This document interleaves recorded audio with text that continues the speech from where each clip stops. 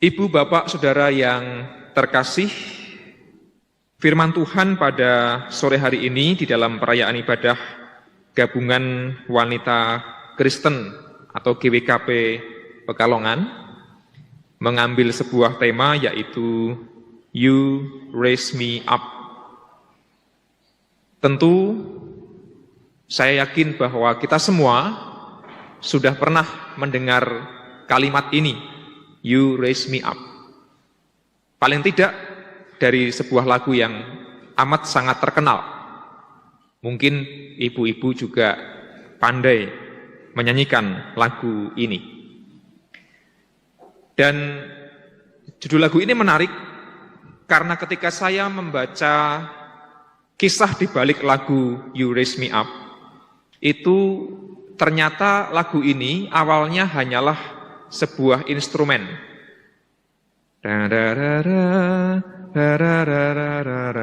Tidak ada liriknya. Lalu seorang bernama Brandon Graham itu mendengarkan itu, kemudian wah, lagu ini musik ini bagus sekali. Eman-eman kalau tidak ada liriknya. Maka kemudian ia menciptakan lirik dari musik yang dibuat oleh Ralph Lovian. Nah, kemudian kita mengenal lirik ini, Bapak Ibu dan Saudara terkasih. Dan saya tertarik ketika menyadari bahwa dalam lirik asli ini sebenarnya tidak ditujukan kepada Allah, tidak ditujukan kepada Tuhan. Saya pertama kali mendengar lagu ini kan dari Josh Groban, betul ya, itu yang paling terkenal. Kemudian langsung membayangkan bahwa You Raise Me Up itu ya you-nya itu adalah Tuhan Allah atau Tuhan Yesus. Tuhan yang bisa mengangkat kita, Tuhan yang bisa membangkitkan kita dari segala keterpurukan. You Raise Me Up. Tetapi ketika membaca sejarah lagu ini ternyata you-nya itu you kecil, Y-nya, ya. Huruf Y-nya bukan Y besar kapital, melainkan Y kecil. Jadi you come and sit a while with me. Jadi nampaknya si Graham ini hendak merefleksikan pengalaman hidupnya bahwa ketika ia merasa terjatuh, ketika jiwanya merasa gentar, cemas, ketika masalah datang dan hidupnya itu terbeban berat, kemudian ia still and wait, diam dan menunggu dalam kesunyian, sampai engkau datang dan duduk menemaniku. Siapakah engkau ini? Siapakah you yang datang dan duduk menemaniku itu? Graham memaksudkannya bukan Tuhan. Kita nggak tahu persis, kita hanya bisa menduga-duga barangkali itu adalah sahabatnya. Kita tahu bahwa kita punya sahabat yang di saat kita butuh, kita sedang terjatuh, ada dia yang duduk dan menemani kita dalam perjuangan. Mungkin you itu adalah orang tua, mungkin you itu adalah anak, mungkin you itu adalah istri atau suami, mungkin you-nya itu adalah rekan sepelayanan, mungkin you-nya itu adalah kita semua. Maka You Raise Me Up sebenarnya refleksinya tidak langsung menuju kepada Tuhan Allah yang berhasil mengangkat kita dari segala masalah, dari segala keterpurukan. Tetapi bukankah kita juga punya orang-orang yang bisa membombong, bisa mengangkat kita di saat kita terjatuh, siapapun itu. Lalu kemudian bagian refnya inilah yang terkenal, You Raise Me Up. Engkau membangkitkanku, engkau mengangkatku sehingga aku bisa berdiri di atas gunung. Engkau mengangkatku untuk berjalan di tengah laut yang bergelombang karena badai, begitu ya. Aku kuat ketika aku ada di pundakmu. Engkau mengangkatku sehingga aku bisa melampaui segala keterbatasan. Saya kira kita setuju bahwa lagu ini sangat indah, tidak hanya musiknya, tetapi juga kata-katanya. Memang kemudian lagu ini menjadi terkenal dan viral di kalangan gereja, setahu saya semenjak Josh Groban menyanyikan dengan sangat megah, dan kita kemudian banyak sekali jemaat yang merasa terberkati dengan lagu ini, You Raise Me Up, Tuhanlah yang bisa mengangkat manusia dari segala belenggu, dari segala keterbatasan, dari segala keterpurukan. Maka Bapak Ibu dan Saudara yang terkasih, terinspirasi dari lagu ini kemudian saya teringat ayat yang tertulis dalam Mazmur 40. Kita baca Mazmur pasal yang ke-40, ayatnya yang kedua dan yang ketiga, yang menurut saya mencerminkan apa yang ada di balik lirik lagu You Raise Me Up tadi itu. Mazmur 40 ayat yang kedua dan ketiga berbunyi begini. Aku sangat menanti-nantikan Tuhan, lalu ia menjenguk kepadaku dan mendengar teriakku minta tolong. Ia mengangkat aku dari lubang kebinasaan, dari lumpur rawa. Ia menempatkan kakiku di atas bukit batu, menetapkan langkahku. Demikian firman Tuhan. Nah, Bapak Ibu dan Saudara yang terkasih di dalam Tuhan, Mazmur 40 ini merupakan sebuah ungkapan yang memang jelas-jelas ditujukan kepada Tuhan, kepada Yahweh. Ada suasana kerinduan kepada Allah ketika disebutkan dalam kalimat pertama, aku sangat menanti-nantikan Tuhan. Aku sangat menanti-nantikan Tuhan. Maka kita membayangkan pemazmur, dalam hal ini Daud, sedang ada dalam bahaya, sedang ada dalam keterancaman, maka kemudian ia teringat bahwa ia punya Tuhan, dan Tuhan itulah yang dia nanti-nantikan. Dan Tuhan menjawab penantian Daud itu, disebutkan, lalu ia menjenguk kepadaku dan mendengar teriakku minta tolong. Ia menjenguk kepadaku, kalau kita refleksikan dalam lirik lagu tadi, sit a while with me. Allah itu seperti sahabat yang datang, yang menjenguk kita dan mendengar teriak kita minta tolong. Saudara yang terkasih dalam Tuhan, salah satu fokus dalam eklesiologi atau ilmu tentang gereja yang berkembang akhir-akhir ini adalah bahwa yang perlu menjadi perhatian bagi gereja adalah bagaimana mewujudkan pelayanan yang bersahabat. Maka teologinya adalah teologi persahabatan, friendship theology. Maka corak pelayanannya adalah pelayanan yang bersahabat. Di sini apakah ada yang tidak memiliki sahabat? Sahabat niku nek cara Jawane napa nggih? Kanca itu kan teman ya, kanca akan duwe kanca. Kanca cerak, teman dekat. Belum, sahabat itu apa ya? Istri.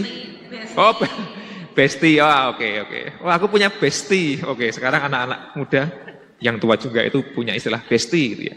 Oke, sahabat. Enggak, bahasa Jawa. Napa, Bu?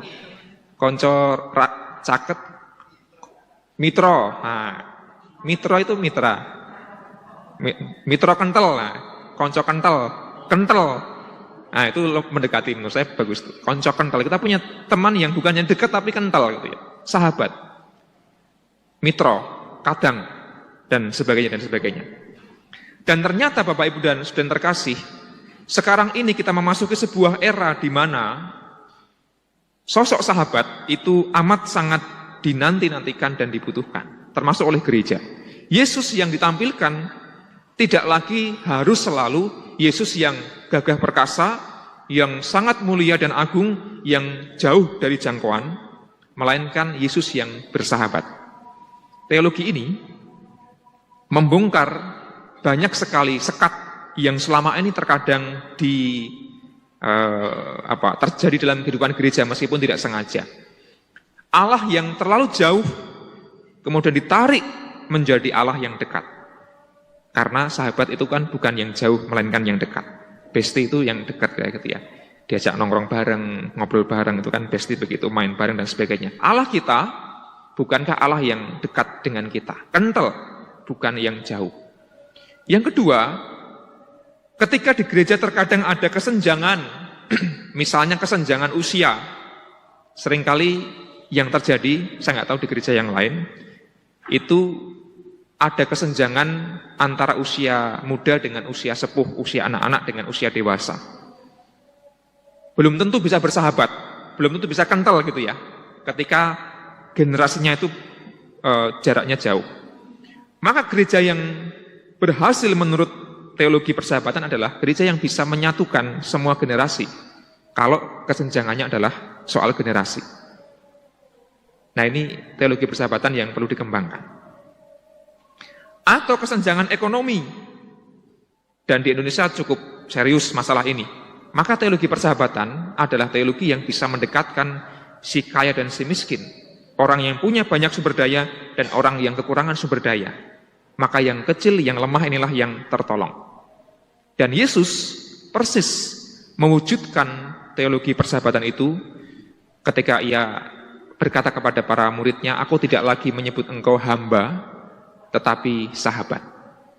Tidak ada kasih yang lebih besar daripada seorang yang menyerahkan nyawanya bagi sahabat-sahabatnya. Yesus berulang kali menggunakan kata sahabat. Kita ingat ayat itu. Dan Yesus tidak menyebut kita ini hamba. Kalau hamba itu kan abdi, pelayan itu kan ada kesenjangan, ada ketimpangan. Tapi sahabat adalah sosok yang dekat. Tapi mengapa di gereja terkadang sulit untuk bisa mewujudkan eklesiologi atau gereja yang wajahnya adalah wajah yang bersahabat? Maka ini PR untuk kita semua, dan saya bangga atau saya mengapresiasi gabungan wanita Kristen Pekalongan yang selama ini saya melihat sudah berhasil menjadi jembatan yang bisa membangun persahabatan lintas gereja, lintas denominasi. BKS itu belum berhasil menurut saya. Saya ngomong ini karena saya ketuanya, sehingga saya mengkritik diri sendiri. Tapi GWKP berhasil. Bahkan gereja-gereja yang di luar BKS sudah ikut bergabung dan beraktivitas. Bahkan GWKP berrelasi dengan organisasi di luar gereja. Dan menurut saya itu adalah contoh mewujudkan teologi persahabatan yang berhasil. Tepuk tangan untuk GWKP. Ya, semoga menular dan menginspirasi kita semua, termasuk BKS GKP Pekalongan. Kesenjangan yang terjadi dalam tubuh gereja tidak mudah dijembatani. Kesenjangan yang terjadi dalam teologi para hamba Tuhan, para pendetanya juga sulit didamaikan terkadang. Nah, semoga teologi persahabatan bisa dikembangkan, diwujudkan. Bahkan dalam kehidupan kita di gereja masing-masing, teologi persahabatan nampaknya menjadi tawaran yang cukup perlu dipertimbangkan. Karena kalau tidak, Bapak Ibu dan saudara terkasih, sudah ada sangat banyak orang yang meninggalkan gereja, bukan karena mereka tidak mau dekat dengan Yesus, bukan karena mereka tidak rindu pada firman Tuhan, saya yakin, bukan karena mereka tidak mau memuji Tuhan, mereka sangat rindu. Tetapi banyak orang mengaku, di gereja aku tidak menemukan sahabat. Di gereja aku tidak bisa menemukan sosok Yesus yang bersahabat. Tetapi di gereja yang dihadirkan adalah Yesus yang suka menghukum, yang suka menuntut, yang jauh, yang macam-macam itu. Maka mungkin anak-anak muda atau generasi kita, anak-anak itu perlu direngkuh dengan semangat persahabatan agar mereka bisa terus menjadi bagian dari gereja. Dan gereja perlu juga bersahabat dengan orang-orang di luar gereja, entah itu beda agama, beda etnis, apapun itu. Semangat persahabatan itulah yang digaungkan oleh Tuhan Allah, termasuk oleh Tuhan Yesus. Dan Allah yang bersahabat inilah yang menjenguk kepadaku, mendengar teriakku minta tolong. Mendengar, sahabat itu perlu mau mendengar. Tidak ngomong terus, tapi mau mendengarkan. Ini yang tidak mudah. Nah, Daud merasa ia menantikan Tuhan, dan Tuhan itu tidak mengecewakan. Ia hadir, ia mendengar, ia berlaku sebagai sahabat. Sahabat hadir, sahabat itu mendengar, dan yang ketiga, sahabat itu mengangkat aku dari lubang kebinasaan, dari lumpur rawa, menempatkan kakiku di atas bukit batu, menetapkan langkahku. Sahabat selalu bisa mengangkat kita. You raise me up. Tuhan mengangkat kita. Nah, Bapak Ibu dan saudara yang terkasih di dalam Tuhan, saya pikir lagu You Raise Me Up tadi memiliki makna yang mendalam. Paling tidak kita sudah menemukan beberapa poin refleksi. Yang pertama adalah mari kita menjadi sahabat bagi sesama kita, bagi orang-orang di sekitar kita, menjadi sahabat bagi keluarga kita pertama-tama, menjadi sahabat bagi anggota gereja kita. Dengan begitu, orang-orang bisa merasakan hadirat Tuhan melalui kehadiran kita yang mau menjadi sahabat bagi sesama kita, terutama bagi sesama yang sedang prihatin dan sedang membutuhkan uluran tangan kita, yang sedang terjatuh dan butuh diangkat. Yang kedua, kita yakin kalau kita yang sedang berada dalam keadaan bahaya, menghadapi berbagai macam pergumulan, ketakutan, kita bisa berteriak menanti-nantikan Tuhan, dan kita pun yakin bahwa Tuhan tidak pernah mengecewakan. Ia akan menjenguk kita, Ia hadir dekat kepada kita, Ia mendengarkan segala keluh kesah kita, dan Allah kita adalah Allah yang akan mengangkat kita. You raise me up, Tuhan yang mengangkat kita, bukan berarti Tuhan yang kemudian mengangkat kita dan memindahkan kita dari dunia yang penuh dengan persoalan dan masalah. Ya, besok kalau di surga barangkali begitu, dari dunia pindah ke surga, selesai. Tapi selama kita masih hidup, Tuhan mengangkat kita bukanlah mengambil kita kemudian kita lepas dari segala masalah, tapi kita bisa berdiri di atas gunung. You raise me up so I can stand on mountain. Ya, khawatir, tapi kita masih bisa berdiri di atas gunung dan bisa berjalan di tengah laut yang penuh dengan gelombang. Artinya kita pun masih kuat menjalani hidup kita meskipun dalam berbagai macam pergumulan. Dan itulah yang kita harapkan terus kita hayati sepanjang hidup kita, dan marilah kita terus berusaha menjadi gereja yang bisa hadir kepada semua orang, hadir sebagai sahabat, dan hadir mengangkat, membangkitkan setiap orang yang penuh dengan pergumulan.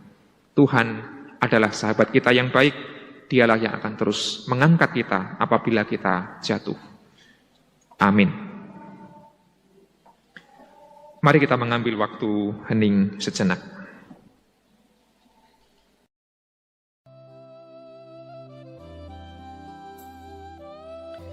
Mari kita bersama-sama berdoa.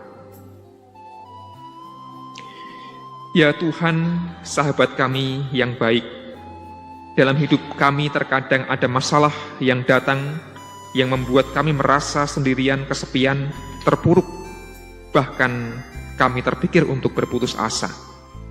Namun kami bersyukur bahwa Engkau adalah Allah yang tidak meninggalkan kami, tetapi Engkau adalah Allah yang mau menjenguk, mau mendekat, mau hadir dalam kehidupan kami, dan mendengar setiap keluh kesah kami. Maka ya Tuhan, biarlah kami semakin diyakinkan Engkau adalah Allah yang mampu mengangkat kami dari segala persoalan dan keterpurukan kami.